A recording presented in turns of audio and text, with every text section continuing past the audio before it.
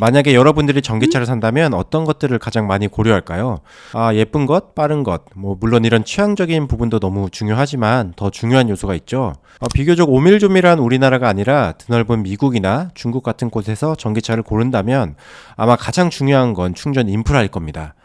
그래서 전기차 산업에 있어 충전 인프라의 중요성은 몇 번이고 강조해도 부족할 정도죠.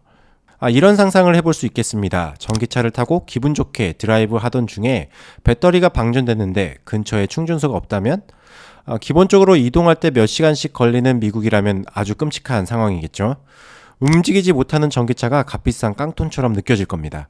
어쩌면 전기차 괜히 샀어 하는 생각도 들겠죠. 그래서 전기차를 만드는 기업들이 차량의 성능, 디자인만큼이나 충전 인프라를 확보하려고 엄청나게 노력하고 있습니다. 내연기관 차량은 주유소 종류와 상관없이 어딜 가나 주유소만 있으면 되지만 전기차는 그렇지 않으니까요. 때문에 소비자들은 내가 이 브랜드의 전기차를 사면 주변에 충전 인프라가 얼마나 있는지 당연히 고려할 겁니다. 도로 위에서 차가 멈춰버리는 경험을 하고 싶지는 않을 테니까요. 전기차 이야기를 시작하면 당연히 언급해야 하는 기업 테슬라는 어떨까요? 최근에 테슬라의 행보가 굉장히 특이한데요. 전기차의 폐왕뿐만 아니라 전기차 충전 인프라에서도 정말 폐왕이 되어가고 있죠. 테슬라의 최근 행보를 한번 살펴보도록 하겠습니다. 현재 테슬라는 NACS 방식의 슈퍼차저를 운영하고 있습니다. 슈퍼차저란 테슬라의 급속 충전 인프라인데요. 다른 충전 네트워크에 비해 빠르고 안정적이어서 세계 최고 수준의 전기차 충전 네트워크로 평가받고 있습니다. 테슬라 슈퍼차저의 최대 충전 속도는 V2는 150kW, V3는 250kW 수준입니다. V3를 이용하면 배터리를 15분 만에 50% 가까이 충전할 수 있죠. 나아가서 테슬라는 최대 615kW의 출력을 낼 수 있는 새로운 V4 슈퍼차지 출시를 예고한 상태입니다. 업계에서는 V4가 안정성 문제만 해결된다면 시장 판도를 뒤바꿀 수 있는 게임 체인저가 될 것으로 예상하고 있습니다. 시장조사 업체 S&P 글로벌에 따르면요, 테슬라는 미국 전 지역에 걸쳐 약 1만 7천 개의 슈퍼차저를 운영하고 있습니다. 이는 현재 급속 충전기 시장의 60%에 달하는 규모입니다. 테슬라는 여기서 만족하지 않고 빠른 속도로 충전소를 늘리면서 인프라를 확장하고 있습니다. 단일 기업이 보유하고 있는 세계 최대의 전기차 충전 인프라라고 해도 과언은 아닙니다. 그리고 8일 흥미로운 소식이 전해졌는데요. 완성자 기업인 제너럴 모터스가 테슬라의 슈퍼차저 동맹에 합류했습니다. GM은 2025년부터 슈퍼차저에 직접 연결할 수 있는 포트를 자사 생산 차량에 장착한다고 밝혔습니다. 지금까지는 슈퍼차저를 이용하기 위해서 어댑터가 필요했죠. 이제는 기본 사양으로 자리를 잡게 되는 겁니다. 쉽게 말해서 갤럭시 휴대폰을 사용하면 아이폰 충전기로는 충전을 못 하잖아요. 근데 갤럭시에다가 아이폰 충전 포트를 장착해서 충전이 가능하게 만들었다는 의미이죠.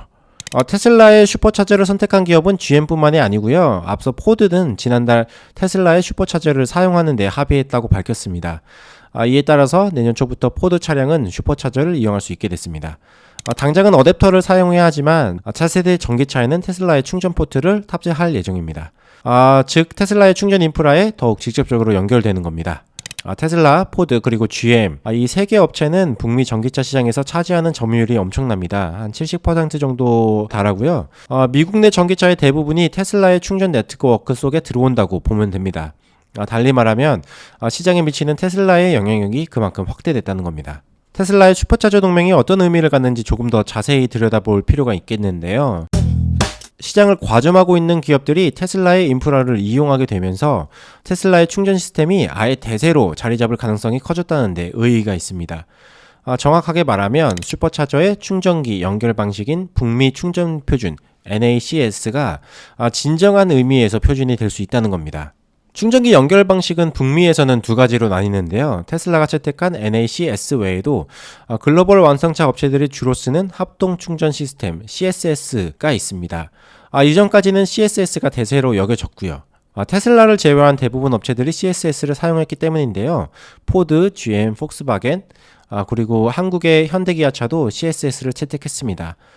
그러나 포드랑 GM이 돌아서면서 무게이추가 단숨에 이동한 겁니다.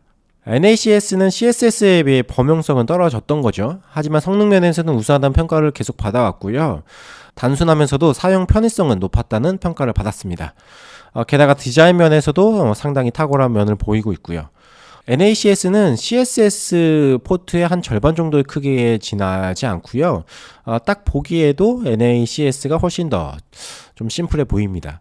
이렇게 무게추가 기울기 시작하면서 이 문제는 꽤나 이제 좀 중요한 이슈가 되는데요. CSS를 사용하던 다른 경쟁 업체들도 NACS로 바꿀 수밖에 없는 상황에 처한 겁니다. 미국 내 70%의 전기차들이 NACS 방식을 사용한다면 그만큼 인프라는 압도적인 자리를 차지할 수밖에 없기 때문에 전기차를 구매하려는 소비자들 입장에서는 편리하고 좀 더 널리 퍼져 있는 NACS 방식의 전기차를 구매하게 되겠죠. 많은 자동차 기업들, 현대차도 마찬가지고요. 충전 방식을 변경해야만 한다는 이야기로도 해석할 수 있겠습니다. 실제로 GM이 테슬라의 슈퍼차저 동맹에 합류했다는 소식이 전해진 뒤에 충전업체들은 빠르게 이 트렌드를 따라가려고 하고 있거든요.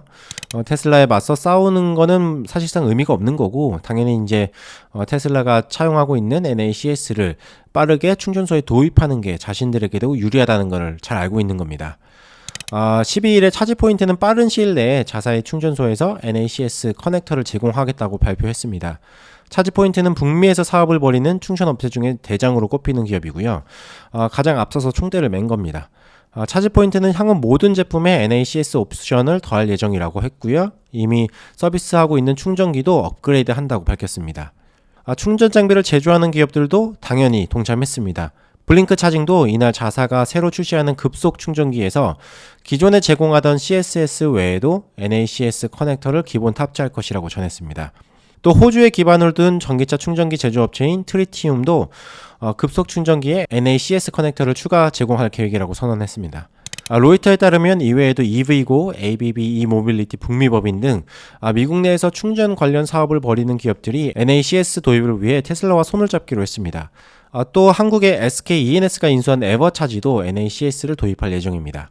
최근 차량의 가격을 낮추며 전기차 시장에서 매기로 활약하고 있는 테슬라가 또 한 번의 이제 폭풍 같은 모멘텀을 만들고 있는데요. 불과 몇 년 전만 하더라도 테슬라의 전기차 자체를 의심했던 것과는 달리 이제는 테슬라가 움직이는 대로 판이 바뀌어버리고 있습니다.